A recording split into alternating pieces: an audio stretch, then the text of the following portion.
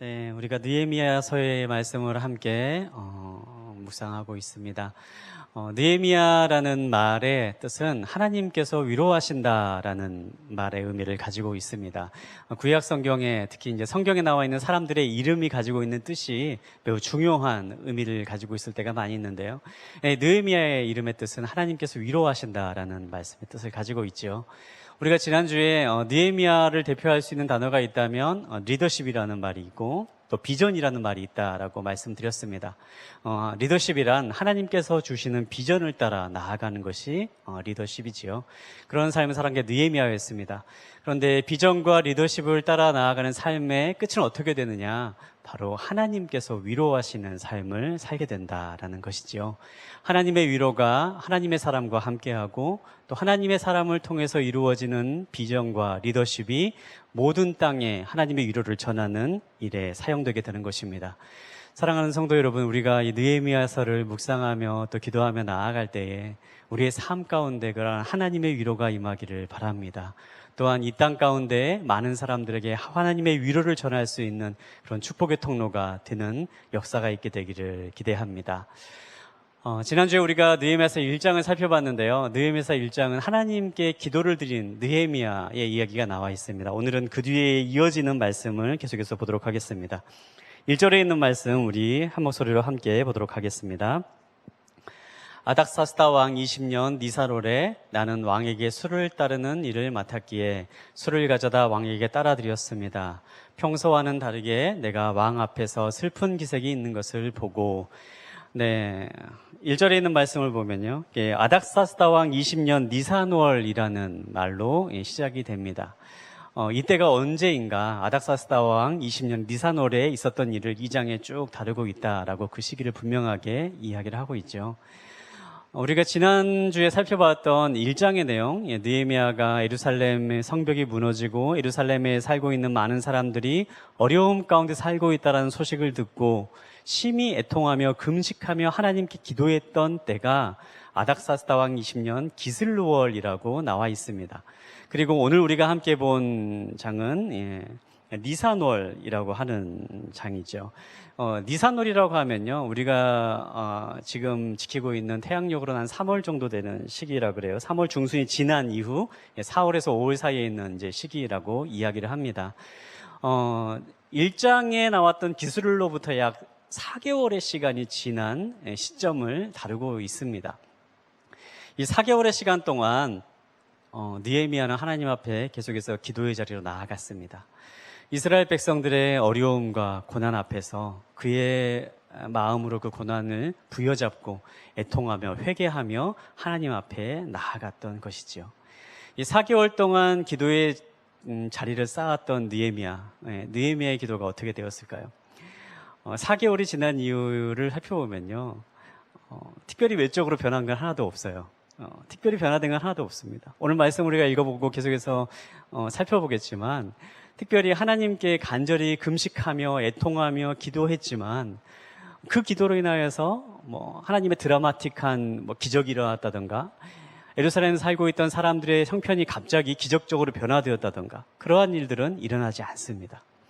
하나님께 간절히 기도했던 4개월 동안 겉으로 드러나기에 아무런 변화가 없었던 것이죠. 그럼에도 불구하고 느헤미야는 계속해서 기도의 제목을 가지고 붙잡고 나아가는 사람입니다.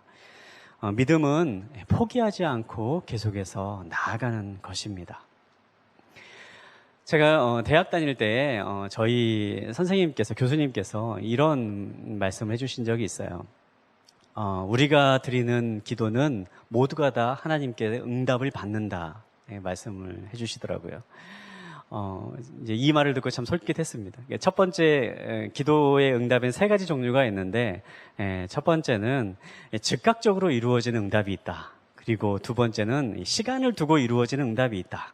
그리고 세 번째는 이루어지지 않음으로 이루어지는 응답이 있다. 이렇게 말씀을 하시더라고요. 처음에 저는 이제 기도의 응답이 100% 다 이루어진다, 기도는 다 응답이 된다라는 말을 들었을 때 뭔가 이렇게 하나님으로부터 응답받는 특별한 비법이 있는 것인가 기대하고 이렇게 말씀 들었는데 사실 교수님께서 해주신 이 첫 번째, 두 번째, 세 번째 응답을 들으면서 좀 마음 가운데 실망도 있었습니다. 즉각적으로 이루어지면 참 좋죠. 그리고 시간이 걸려서라도 이루어지면 참 좋습니다. 그런데 우리의 기도가 그대로 이루어지지 않음으로 인하여서 응답이 이루어진다라는 말을 들었을 때, 그러면 그게 과연 하나님께서 100% 응답하신다라는 게 맞는 것인가? 라는 그런 생각을 했었죠. 그런데 우리가 기도의 응답, 기도하면서 항상 기억해야 될 것은요, 하나님께서 우리의 기도를 들으시고 응답하신다라는 것은요, 철저하게 우리의 시점으로 그것이 이루어진다, 우리의 기도가 이루어진다라는 것을 말하지 않는다라는 사실이에요. 응답이라는 것은 철저하게 하나님의 시선으로 이루어진다라는 사실입니다. 기도의 응답은 전적으로 하나님께 달려 있습니다. 그리고 우리가 그런 하나님께 계속해서 기도해 나아가는 것은 하나님께서는 우리에게 가장 좋은 것을 주시는 분이시라는 사실을 우리가 믿기 때문입니다. 그렇기 때문에 우리가 하나님 앞에 계속해서 기도의 자리로 나아가는 것이죠. 때로는 우리의 기도가 이루어지지 않고 계속해서 시간이 계속 걸리는 것처럼 느껴질 때가 있습니다. 때로는 기도가 안 이루어지는 것처럼 계속해서 그런 상황들, 어려운 상황들이 이어지는 것처럼 보일 수도 있습니다.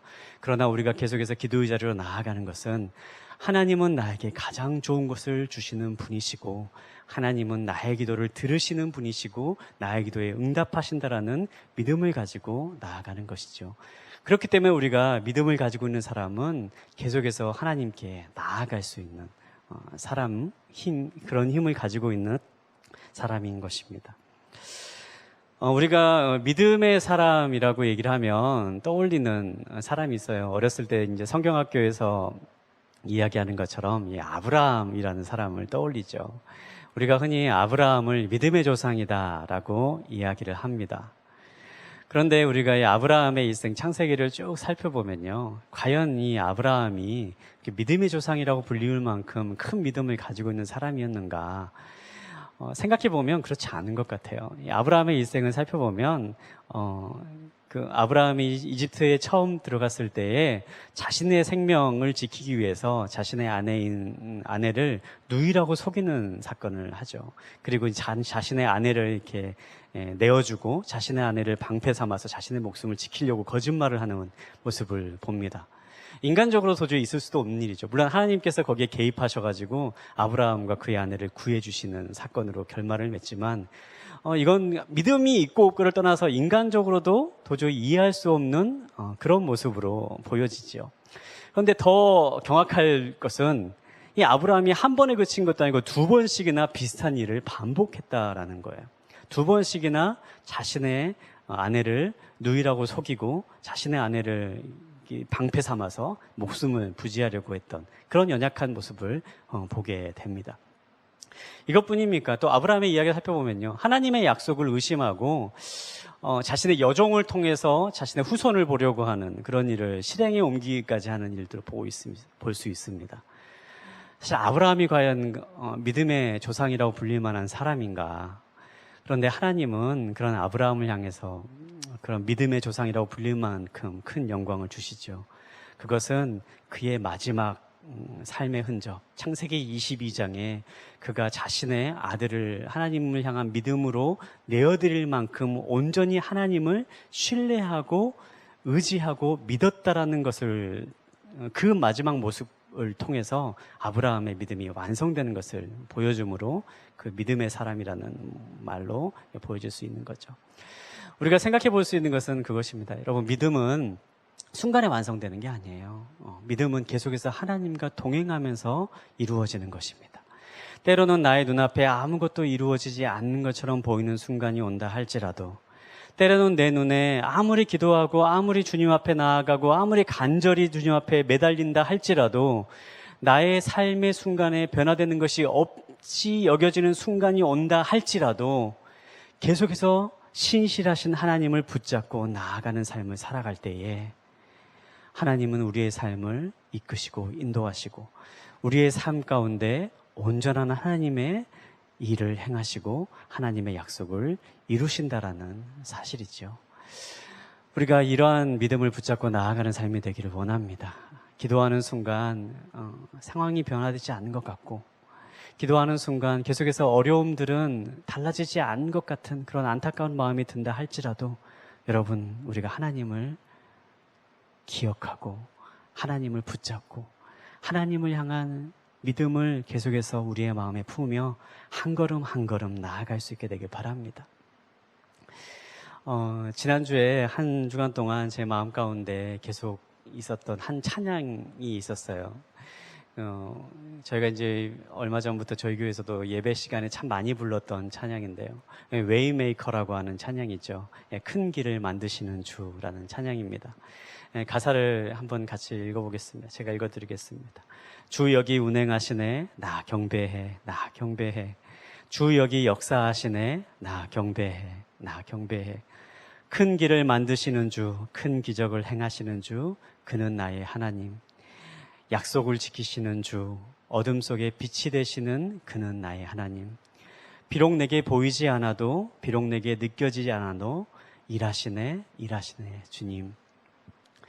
이 찬양을 같이 불러보면 좋겠지만 제가 찬양을 같이 이 자리에서 부를 만큼 담대함은 없어서요.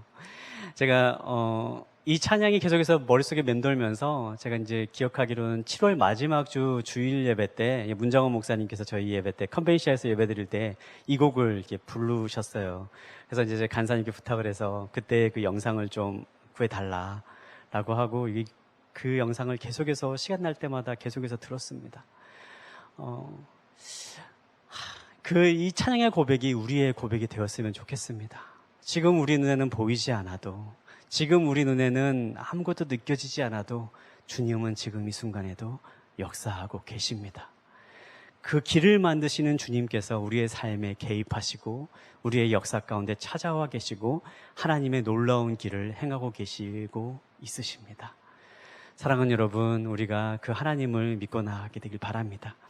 4개월 동안 아무런 변화가 없었던 느헤미야였지만 그는 계속해서 하나님이 주신 마음을 붙잡고 기도의 자리로 나아갔습니다. 우리도 계속해서 기도의 자리로 나아갑시다. 주님을 붙잡읍시다.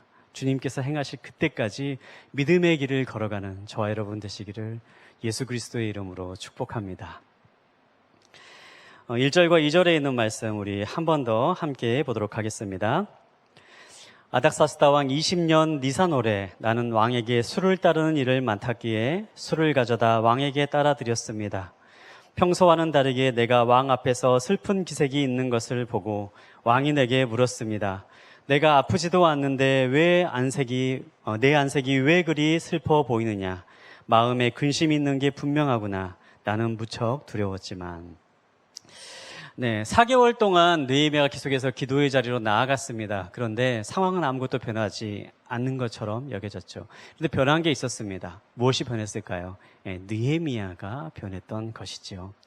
1절에 있는 말씀을 보면 이렇게 나와 있어요. 아닥사스당 20년 니산월에 나는 왕에게 술을 따르는 일을 맡았기에 술을 가져다가 왕에게 따라드렸습니다. 그런데 거기에 좀 특별한 내용이 나오죠. 평소와는 다르게 내가 왕 앞에서 슬픈 기색이 있는 것을 보고라고 기록되어 있어요. 평소와는 다르게 슬픈 기색이 느헤미야에게 생겨났다라고 2장 1절에 있는 말씀은 이야기하고 있습니다. 2장에 있는 이 장면을 우리가 한번 머릿속에 상상해 봤으면 좋겠습니다. 이때가 지금 어떤 일이 일어나고 있는 것인가. 성경을 문자적으로 보지 마시고 상상력을 동원해서 한번 이 장면을 한번 생각해 보면 좋겠어요. 술을 마시고 있는 자리입니다. 왕이 술을 가져드렸다라는 정말로 나와 있죠. 연회가 있었던 걸로 생각을 할 수가 있어요. 특별히 6절에 있는 말씀을 보면요, 왕비도 동석하고 있는 자리였다라고 기록되어 있죠. 느헤미야서에 기록되어 있는 이전의 시대인 이 에스더서를 보면요, 이 당시에 이제 궁정의 문화를 한번 우리가 생각해 볼 수가 있는데, 왕비가 동석했다라는 게 어떤 의미일까? 사실 왕비가 왕 옆에 항상 있지 않았습니다. 에스더서를 보면 이제 그런 기사가 나오죠. 에스더가 말하는 내용 중에 왕이 나를 오랫동안 부르지 않았기 때문에 나는 왕 앞에 나아갈 수가 없습니다라는 말이 나와 있어요. 그 말은 무엇이냐면 왕비가 곁에 있는 자리는 왕이 특별히 왕비를 불렀기 때문에 왕비가 함께 있었던 그런 자리였다라는 거예요. 특별히 이렇게 술이 있고 왕비가 함께 있는 자리, 특별한 연회의 자리를 우리가 생각해 볼 수가 있죠. 역사학자들의 말에 의하면 페르시아에는 굉장히 중요한 연애 축제가 있었는데 그게 신년 축제라 그래요. 그게 오늘 우리가 함께 본 니산월에 있는 축제였다고 합니다. 그러니까 이제 니산월에 불리우는 이때가 페르시아역으로는 신년, 새해로 불리우는 시기였던 거죠. 그리고 이때가 되면 왕이 특별한 연회를 펼쳐서 많은 관리들을 모으고 그곳에서 왕비도 함께 있으면서 그곳에서 함께 술을 마시면서 연회를 베푸는 그런 연회를 우리는 상상해 볼 수가 있습니다. 모두가 왕 앞에서 머리를 조아리며 왕과 함께 새해를 덕담을 나누고 기뻐하는 그런 자리가 이 자리였던 것이죠. 그런데 그 자리에 느헤미야의 안색이 어두웠습니다. 왜 어두웠을까? 저는 이게 4개월 동안 기도했던 결과라고 믿습니다. 느헤미야의 마음 가운데 4개월 동안 계속해서 예루살렘에 있던 민족의 아픔을 부여잡고 하나님 앞에 애통하고 금식하자 그의 마음 가운데 그 마음이 그 기도의 제목이 가득 찼던 거죠. 그 마음 가운데 그 어떤 것보다 비교할 수 없을 만큼 중요한 삶의 의미, 중요한 기도의 제목, 그 모든 것보다 가장 소중한 것이 바로 예루살렘에 있는 민족의 고통과 아픔, 하나님 앞에 나가 기도했던 그 모든 시간들로 채워져 있었던 거예요. 그렇기 때문에 그것이 자신이 의도하든 의도하지 않든 겉으로 자연스럽게 드러날 수밖에 없는 느헤미야의 마음이 그렇게 변화되어 있었던 것입니다. 사실 4개월 동안 기도하는 시간은요, 느헤미야에게 있어서 소명을 확인하는 시간이었습니다. 이 4개월이라는 기간 동안 환경은 아무것도 변화되지 않았지만 하나님께서는 그 기간 동안 느헤미야를 준비시키셨어요. 느헤미야에게 소명을 다시 한번 확인시키는 시간이었고 느헤미야가 앞으로 어떠한 삶을 살아야 될지 하나님의 분명한 사명을 받는 시간으로 만드셨던 것이죠. 사랑하는 여러분, 우리의 삶 가운데 하나님의 비전이 무엇인지 모르겠다. 하나님의 소명이 무엇인지 모르겠다. 하나님이 나의 삶 가운데 원하시는 것이 무엇인지 모르겠다라고 고민하고 계신 분이 계십니까? 그렇다면 기도의 자리로 나아가시기 바랍니다. 기도에 신비한 능력이 있는데요. 우리가 어떠한 기도의 제목을 가지고 계속해서 붙잡고 나아갈 때 하나님의 뜻이라면 우리의 마음 가운데 그 기도의 제목들이 점점 커져가는 것을 느낄 수가 있어요. 우리가 계속해서 어떠한 기도 제목을 가지고 계속해서 하나님 앞에 매달리고 나아갈 때에 그것이 하나님의 뜻이라면 점점 우리의 마음을 강하게 붙잡게 되는 것을 느끼게 됩니다. 반대로 하나님의 뜻이 아니라면 사라지게 되는 거예요. 그렇기 때문에 하나님의 뜻이 아니어서 기도했는데 응답되지 않았구나라는 걸 어떻게 할 수 있느냐? 그 기도해보면 압니다. 붙잡고 기도해보면 어느 순간 우리의 마음 가운데 사라지는 것들, 그거는 분명히 하나님의 뜻 가운데 사라지게 되는 것들이죠. 예전에 한 목사님이 이런 말씀을 하신 적이 있으세요. 지금 은퇴하신 목사님이신데 이분이 이제 현역으로 이제 목회를 하실 때에 이분이 목회하시던 교회에 한 유명한 가수가 다니고 있었다 그래요. 그래서 이 가수가 목사님의 설교 말씀을 듣고 마음 가운데 뜨거워지는 게 생겼고 특별한 감동을 주셨는지 어느 날 목사님을 찾아왔다고 합니다. 그리고 목사님께 얘기했다 그래요. 목사님, 제가 목사님의 말씀을 듣고 하나님께서 제 마음 가운데 음성을 주셔서 제가 목사가 되기로 결정했습니다. 이렇게 말씀했다라는 거죠. 그런데 이제 그 목사님께서 이 성도님을 보시기에 아닌 것 같은 거예요. 아닌 것 같은 거예요. 그래서 이제 어떻게 해야 되나 고민하다가 목사님께서 이렇게 말씀하셨다 그래요. 하나님의 부르심에 순종하는 그 모습이 너무 귀하지만 우리 지금부터 그렇게 지금 바로 이렇게 길을 결정하고 하던 일 다 멈추고 이렇게 목사가 되는 것이 아니라 지금부터 한번 형제님에게 주신 그 기도의 제목을 붙잡고 3개월만 한번 간절히 새벽 기도에 기도해 보십시오. 이렇게 말씀했다 그래요. 3개월 뒤에도 만약에 정말로 형제님에게 하나님께서 그렇게 마음을 주시면 그때 다시 한번 저하고 얘기합시다. 이렇게 하고 돌려보냈다라고 하시더라고요. 3개월 뒤에 어떻게 됐을까요? 안 오셨다고 그러더라고요. 사실 이제 그분은 이제 순간적으로 하나님께서 주시는 감동이 너무 격해서 이렇게 생각했던 것이 사실 하나님의 부르심은 다른 곳에 있었던 거죠. 우리의 마음 가운데에 하나님의 음성인가 아닌가 확실하게 분별할 수 있는 것은요, 계속해서 기도의 자리로 나아가면 확실하게 우리가 알 수가 있습니다. 여러분, 우리의 마음이 뜨거워지는 것이 있습니까? 우리의 마음 가운데 주시는 거룩한 부담감들이 있습니까? 우리가 계속해서 그걸 붙잡고 기도의 자리로 나아가게 되길 바랍니다. 계속해서 붙잡고 나아갈 때에 하나님께서 나에게 주신 소명과 사명의 길이라면 그것이 점점 커져가는 것을 느끼게 될 것이에요. 그리고 하나님께서 예비하신 때를 향해서 계속해서 나의 삶이 이끌어가는 것을 느낄 수 있을 것입니다. 기도하지 않기 때문에 우리가 소명을 모르는 거예요. 기도하지 않기 때문에 우리가 하나님의 뜻을 발견하지 못하는 것입니다. 우리가 기도의 손을 놓고 있기 때문에 하나님의 음성을 분별하지 못하는 것입니다. 사랑하는 여러분, 우리가 기도의 자리로 나아가시기 바랍니다. 하나님의 뜻을 분별하기 위해서 기도의 자리로 나아가십시오. 하나님의 뜻을 찾기 위해서 기도의 자리로 나아가십시오. 나의 삶이 변화될 것이고 하나님의 분명한 비전이 나의 삶 가운데 선명하게 드러나게 될 것입니다. 네, 2절과 3절에 있는 말씀 우리 한번 함께 읽어볼까요? 2절과 3절에 있는 말씀 함께 읽어보겠습니다. 왕이 내게 물었습니다. 내가 아프지도 않은데 내 안색이 왜 그리 슬퍼 보이느냐? 마음에 근심이 있는 게 분명하구나. 나는 무척 두려웠지만 왕에게 말했습니다. 왕께서는 만수무강하옵소서. 제 조상들이 묻혀있는 성이 폐허가 됐고 그 성문들이 불에 타 허물어졌으니 어찌 슬프지 않겠습니까? 느헤미야의 안색이 어두운 것을 보고 왕이 질문합니다. 사실 이건 굉장히 있을 수 없는 일이죠. 왕이 신하의 안색을 살피다니요. 원래 신하가 왕의 안색을 살펴야 되잖아요. 신하가 왕의 안색을 살피고 왕이 기분 좋게 해드려야 되고 또 왕의 왕의 마음을 이렇게 돌봐야 되는 것이 신하의 역할이죠. 특히 술 맡은 관원은 더욱더 그 일을 해야 되는 사람입니다. 그런데 지금 이 장면을 보면요, 왕이 느헤미야의 얼굴 표정을 살피고 있는 거예요. 그리고 왜 당신이 어두운가? 왜 너는 어둡니? 라고 말하는 거예요. 우리가 이제 고대 세계의 왕의 권력을 생각해 보면요, 이거 굉장히 위험한 상황입니다. 왕의 한마디에, 여기서 느헤미야가 잘못 얘기하면 왕의 한마디에 느헤미야의 목숨이 사라질 수도 있는 그런 상황인 거예요. 내가 불경을 저질렀구나. 어찌 내 앞에서 그런 얼굴 표정을 할 수가 있느냐. 당장 저놈을 하옥하라 라고 하면 그대로 네 이야기가 끝나는 그런 장면인 거예요. 그런데 그 순간에 느헤미야는 직감합니다. 지금 이 순간이 하나님께서 예비하신 순간이구나. 느헤미야의 마음 가운데는 지금이 얼마나 위중한 상황인지 알기 때문에 그의 마음 가운데 두려움도 있었다라고 기억하고 있습니다.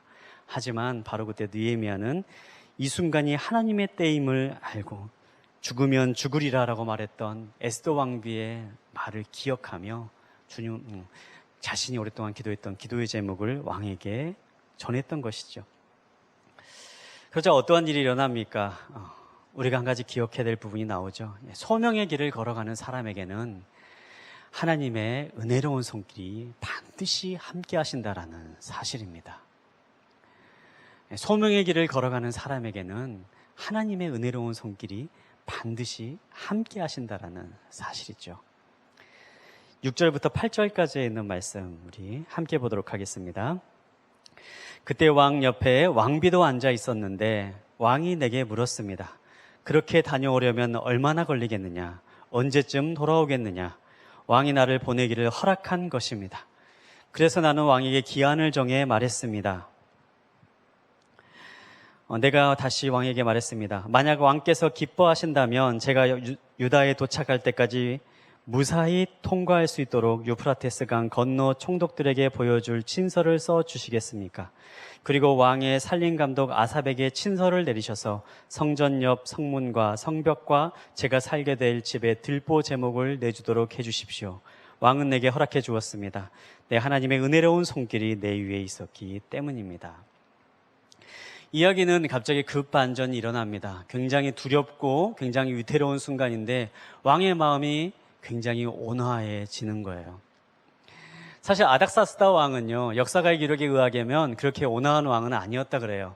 역사가의 기록에 의하면 이 아닥사스다 왕은 그 흉폭한 성정 때문에 차라리 왕이 되지 않았으면 좋을 왕이었다라고 기록했다라고 합니다. 그만큼 굉장히 흉폭한 왕, 그 왕의 성정을 알기 때문에 지금 느헤미야의 표정을 살핀 왕의 말을 들은 그 일대의 연회장은 굉장히 살얼음판처럼 변했을 것입니다. 그런데 순간 그 분위기가 변화하게 되죠.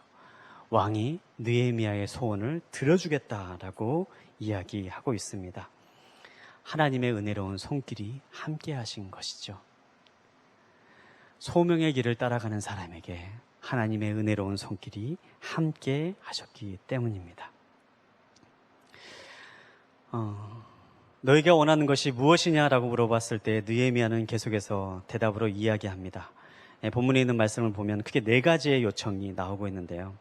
첫 번째는 예루살렘의 성벽을 지을 수 있도록 도와달라, 해달라, 허락해달라.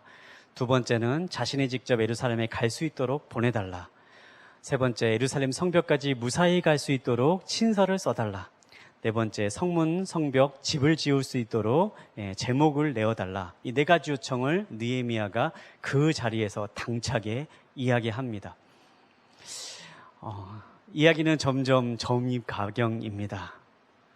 왕이 신하의 표정을 살피고 왕의 그 신하의 소원을 들어주고 더 나아가서 느헤미야는 왕에게 자신이 필요한 것들을 요청합니다. 그리고 왕은 그 요청을 다 들어주는 거죠. 하나님의 은혜로운 손길이 함께하기 때문입니다. 사랑하는 여러분, 우리가 소명의 길을 걸어가기를 원합니다. 하나님의 음성을 발견하고 나아가기를 원합니다. 그리고 그 길을 나아갈 때에 하나님의 은혜로운 손길이 우리 각 사람에게 임하는 놀라운 축복을 체험하게 되길 바랍니다. 그 길은 이해가 되지 않는 길이 될 수가 있어요. 그 길은 때로는 생명을 걸어야 되는 만큼 위태로운 길일 수가 있습니다.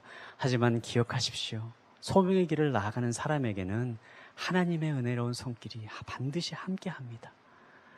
우리가 한 주간 살아갈 때에 우리가 이 사실을 기억하며 나아가게 되기를 원합니다. 하나님의 은혜로운 손길을 구하며 나아가는 삶이 되기를 원합니다. 그리고 그것들을 체험하는 놀라운 기적의 삶이 우리들의 삶 가운데 이루어지는 그러한 역사들이 있게 되기를 주님의 이름으로 축복합니다. 느헤미야의 4가지 대답을 살펴보면 느헤미야에게는 꼭 필요한 것들이었습니다. 에스라서 4장을 보면 사실 예루살렘의 지금 이 궁핍한 상황은요, 아닥사스다 왕이 그렇게 허락했기 때문이에요. 먼저 느헤미야보다 먼저 예루살렘에 갔던 에스라는 그 예루살렘을 회복하기 위해서 성벽을 지으려고 했습니다. 그런데 그 주변에 있던 많은 다른 민족들의 간섭에 의해서 투서가 올라가게 되고 그 투서로 인해서 아닥사스다 왕이 성벽을 짓지 못하게 하는 사건이 나옵니다. 그렇기 때문에 만약 성벽을 짓기 위해서는 아닥사스다 왕의 허락이 반드시 필요했던 거죠. 그리고 그것을 느헤미야는 때를 놓치지 않고 왕에게 이야기를 합니다. 그리고 이 모든 일을 행하기 위해서는 느헤미야가 직접 왕의 허락을 받고 예루살렘으로 가야만 했습니다. 그리고 그 길을 가기 위해서는 주변에 있는 모든 총독들의 방위를 뚫고 가야만 했습니다. 그리고 어떻게 성벽을 짓는 게 맨손으로 할 수 있겠습니까? 이미 예루살렘에는 황폐화되어 있는데 성벽을 짓고 또한 성문을 지을 제목들이 필요했던 거죠.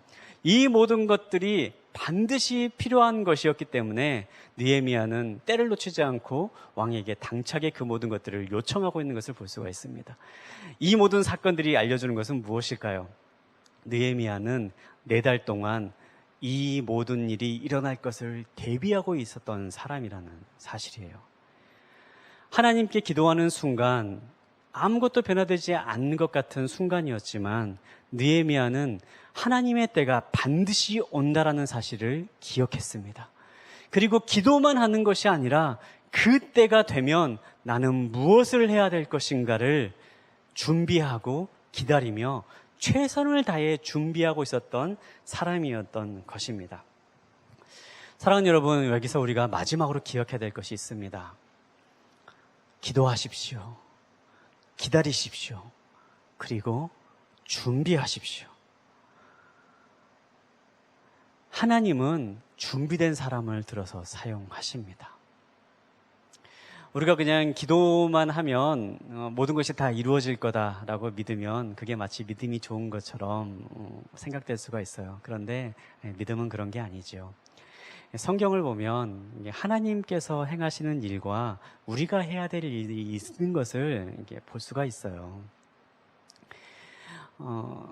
요한복음 11장에 이제 나사로가 다시 살아나는 사건이 나오는데요. 지난주에도 제가 그 말씀을 잠깐 말씀드렸지만 그 이후의 이야기를 좀 말씀드리면요. 요한복음 11장을 보면 예수님께서 죽은 나사로를 살리시는 장면이 나옵니다. 나사로가 죽어있는 무덤 앞에 예수님께서 찾아가시는 거죠.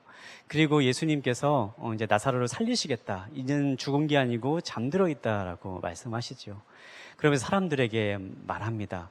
이 무덤을 막고 있는 돌을 치워라 라고 말씀하십니다.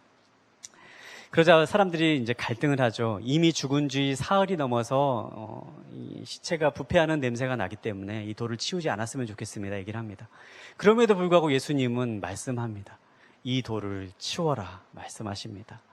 망자를 모욕할 수 있는 그런 순간임에도 불구하고 주님께서는 계속해서 사람들에게 돌을 치워야 된다. 너희들이 돌을 치워야 된다. 말씀하고 있는 것이죠. 주님이 돌을 치울 능력이 없으십니까? 아니죠. 주님은 말씀 하나로 돌을 얼마든지 옮길 수 있는 분이시죠. 그럼에도 불구하고 사람들에게 계속해서 말씀하는 것이에요. 돌을 옮겨야 된다. 그리고 사람들이 그 돌을 옮길 때에 나사로야 나오너라 말씀하시고 나사로를 살리신 것을 볼 수가 있습니다. 하나님께서 하시는 일은 죽은 사람을 살리는 일이세요. 죽은 사람을 살리는 일은 예수님밖에 할 수 없는 일입니다. 그러나 돌을 옮기는 일은 우리가 해야 될 일인 거죠. 돌을 옮기는 일은 하나님께서 우리가 하기를 원하시는 일이고 우리가 해야만 하는 일인 것입니다. 하나님의 기적은 반드시 있습니다. 그러나 그와 동시에 우리가 준비해야 될 일들이 분명히 우리 가운데 있는 거죠. 돌을 옮겨놔야 됩니다. 우리가 미리 하나님의 때를 예비하고 하나님의 놀라운 일을 행하실 것을 기대하면서 우리 스스로 하나님의 때에 귀한 도구로 쓰임받기 위해서 우리의 마음 가운데 그 때를 꿈꾸며 준비하는 준비가 우리 가운데 있어야 되는 것이죠. 여러분, 믿음이 좋다는 것은요, 기도의 자리로 계속 나아가는 것이고요, 하나님의 때를 기다리는 것이고요, 그리고 최선을 다해서 준비하는 것입니다. 하나님의 때가 올 때까지 내가 할 수 있는 최선의 것을 하나님께 올려드릴 때에 하나님은 그 우리의 모습을 보시고 하나님의 은혜로운 손길이 우리 가운데 임하셔서 놀라운 일들이 일어나는 기적의 삶이 일어나게 되는 것이죠.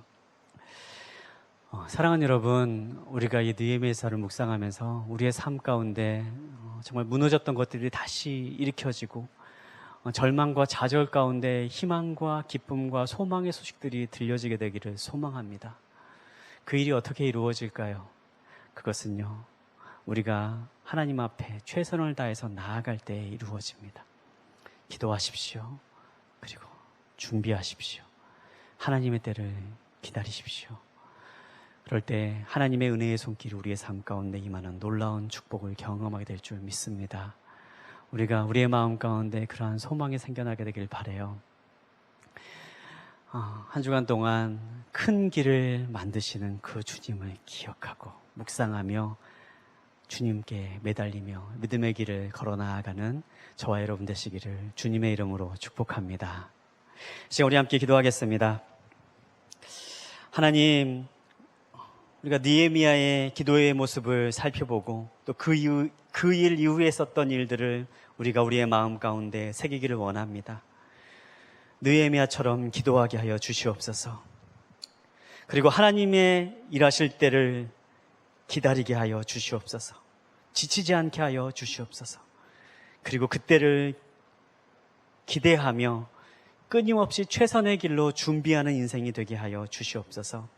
하나님, 우리를 향하여서 예비된 하나님의 은혜로운 손길이 있음을 기억하는 인생 되게 하여 주시옵소서. 주님의 회복의 때가 예비되어 있음을 붙잡는 사람들이 되게 하여 주시고 그때가 속히 오기를 간절히 기대하며 열망하며 한 걸음 한 걸음 믿음의 길을 걸어 나아가는 사랑하는 성도님들 될 수 있도록 주님 축복하여 주시옵소서. 그렇게 행하실 주님을 기대하오며 살아계신 예수 그리스도의 이름으로 기도합니다. 아멘.